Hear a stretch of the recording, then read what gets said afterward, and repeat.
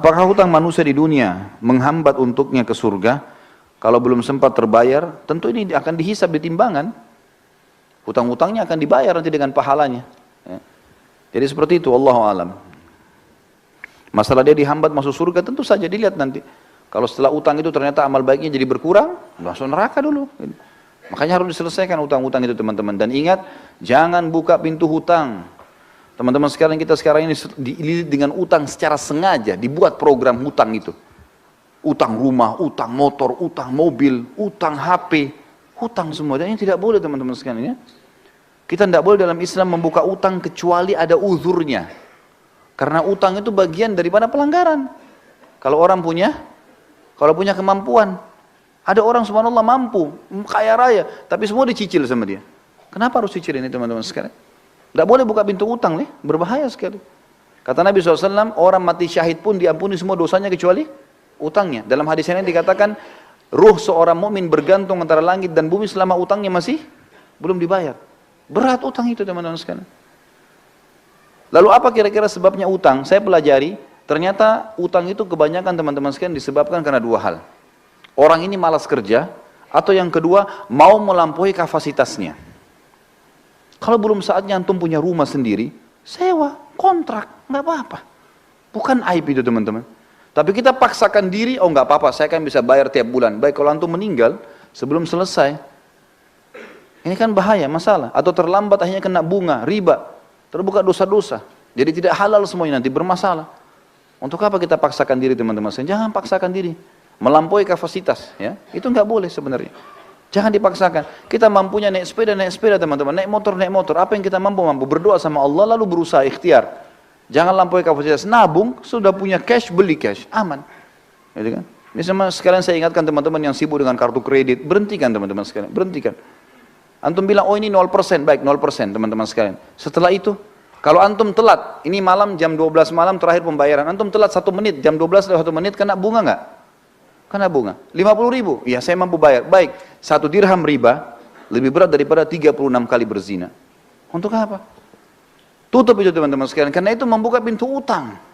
Membuka pintu hutang, dan hutang tidak boleh. Sampai kata Nabi SAW, matlul ghani zulmun. Imam Madzhabi masukkan dalam dosa besar. Orang yang menunda pembayaran utang dan dia mampu, kezaliman, dosa besar. Untuk apa buka ini teman-teman sekalian? Sabar, cari uang cash beli, gitu kan? Ini penting. Kita cuma boleh buka pintu utang kalau darurat sekali. Memang darurat sekali. Ulama berikan contoh-contoh. Seperti misalnya tidak bisa makan kecuali harus utang. Gitu kan? Atau misalnya dia mau berbuat satu ibadah amal soleh, dia tahu dia bisa bayar lalu dia utang. Seperti orang mau akikah anaknya, atau orang mau idul adha, mau kurban. Dia tahu akhir bulan dia akan terima gaji. Sekarang tanggal 12 atau tanggal 13 lebaran idul adha. Baik saya pinjam dulu uang teman saya tahu bisa bayar. Itu nggak ada masalah. Tapi kalau orang tidak jelas, sampai kata Nabi SAW, siapa yang sengaja utang, ini bab-bab utang semua, siapa yang sengaja utang dan dia niat tidak mau membayar dari awal, Allah persulit dia membayarnya. Dan siapa yang utang dari awal, dia niat mau membayarnya, Allah mudahkan dia membayarnya. Ya. Termasuk teman-teman, akhwat kita di bawah, saya sarankan berhenti arisan. Loh ya betul. Arisan itu membuka pintu hutang. Ya. Sekarang begini rasionalnya. Kita 20 orang teman-teman ngumpul, ayo kita buat arisan yuk, 1 orang 5 juta misalnya, atau 1 orang 1 juta. 20 orang dapat 20 juta kan? Baik, nama saya keluar pertama, bulan pertama, saya dapat 20 juta. Ini banyak orang gembira, oh 20 juta, dihabisin beli ini, beli itu, apalagi akhwat kita Masya Allah daftarnya sudah lengkap. Beli ini, beli itu, beli ini, beli itu. Sadar nggak dia, kalau dia sedang punya utang 19 juta? Hah? Sedang punya utang nggak? Baik, kalau dia mati bulan depan siapa yang bayar? Gak bisa. Ini membuka pintu utang loh. Mengkhayal beli barang, padahal uangnya orang dipakai.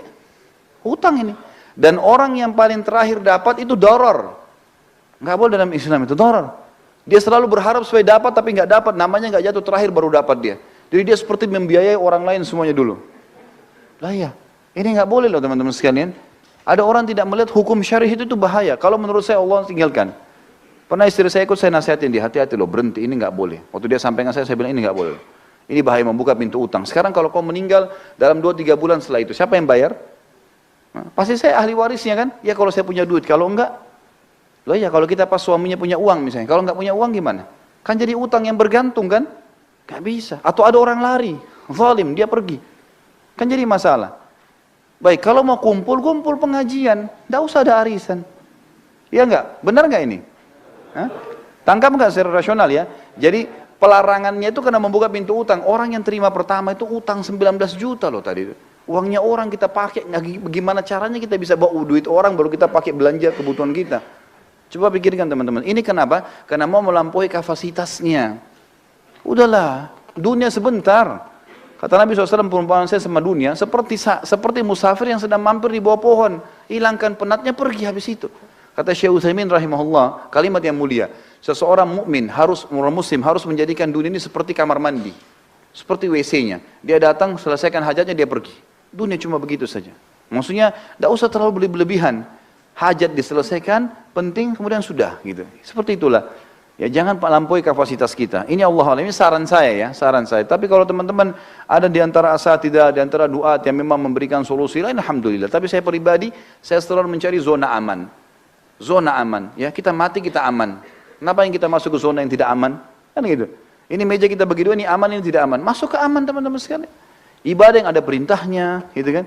Jangan buka masalah dengan orang lain, jangan buka pintu utang, jangan gantung sesuatu. Udah jelas semua. Kalau saya tanamkan dalam diri saya prinsip adalah semuanya harus jelas. Udah.